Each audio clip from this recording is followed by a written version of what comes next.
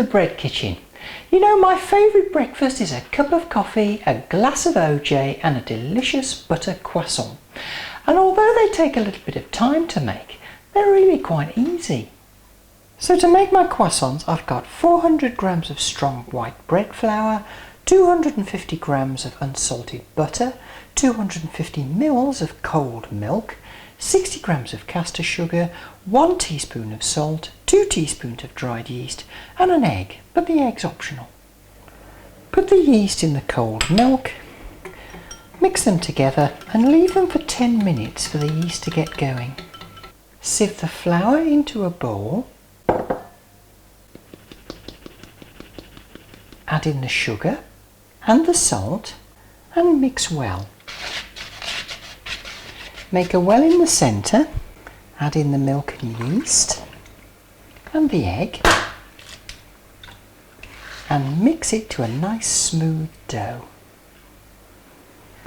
Once the dough has come together, and if you've added the egg it will be a bit tacky, turn the dough out onto a floured surface and knead it for about just 3 or 4 minutes.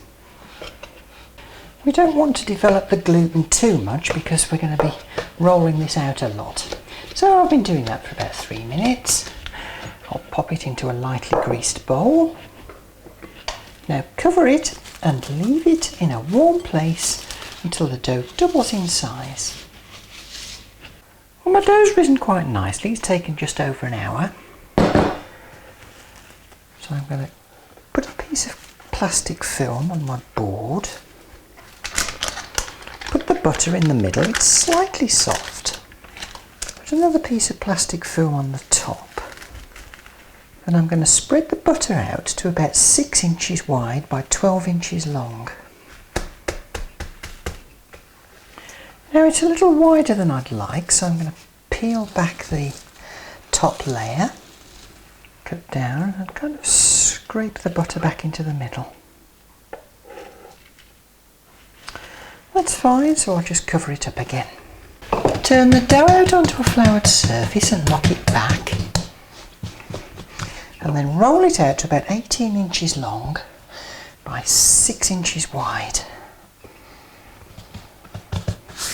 I think that'll do. Yep.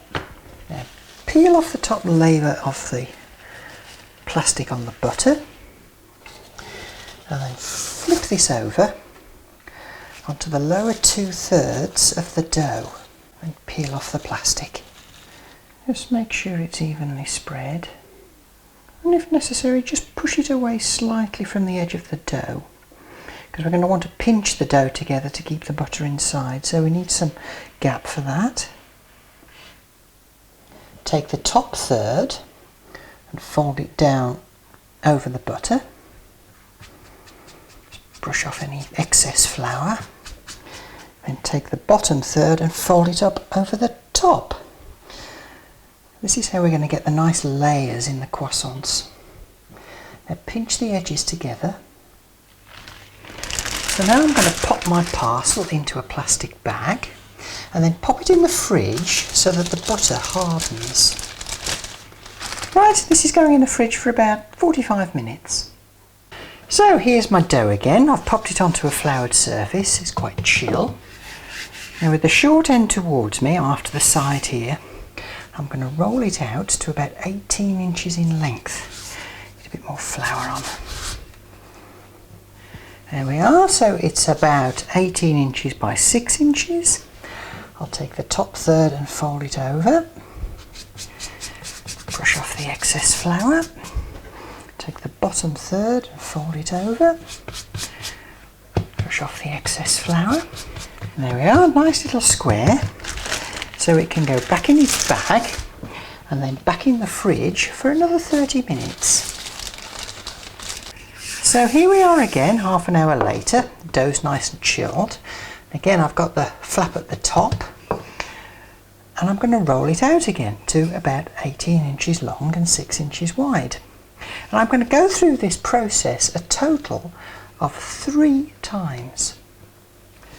The dough's about 1 centimetre thick, and remember when you're doing this to make sure that the dough has effectively had a quarter turn each time you roll it out. In other words, like that, and then roll it out that way. Right, back in the bag again, and back in the fridge for another half an hour. And one more time. Right, this is going to go back in the fridge for one last time for about an hour. All this chilling helps the dough to relax and make it easier to work next time.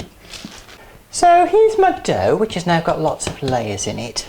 Now I'm actually going to cut this in half and freeze half of it, because I don't think I can eat all that many croissants in just a space of a few days.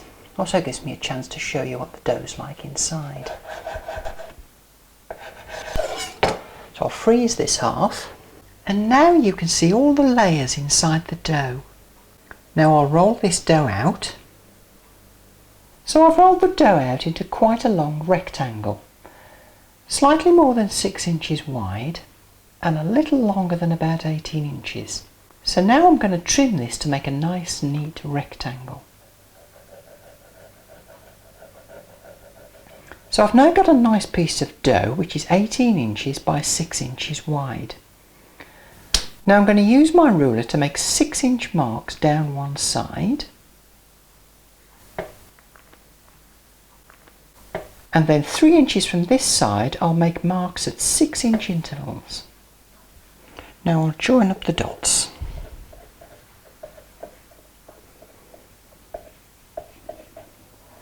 And there we are, I've got 5 super triangles ready for croissants. I'll use these half triangles to make some mini croissants, don't throw them away.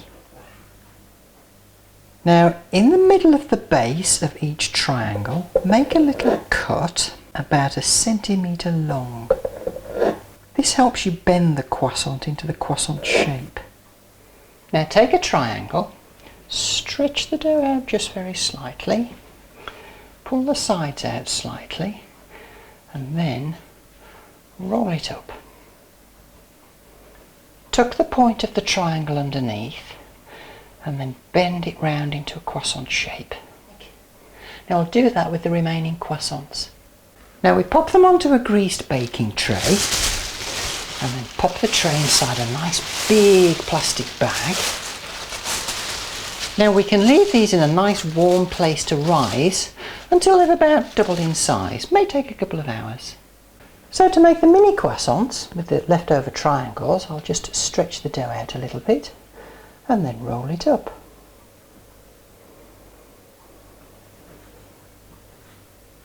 Cute! You can see these have risen nicely, so now I'll brush them over with a wash made from an egg yolk and a tablespoon of milk. Now we'll bake these at 180 degrees C fan oven, 200 degrees C normal oven for about 15 minutes. 15 minutes later they should be this lovely golden brown. Well, that's my breakfast sorted for the next few days. You can make a chocolate croissant by putting a small amount of chocolate on the wide end of the triangle before you roll them up. I hope you enjoy making your croissants, and do join me next time in the bread kitchen.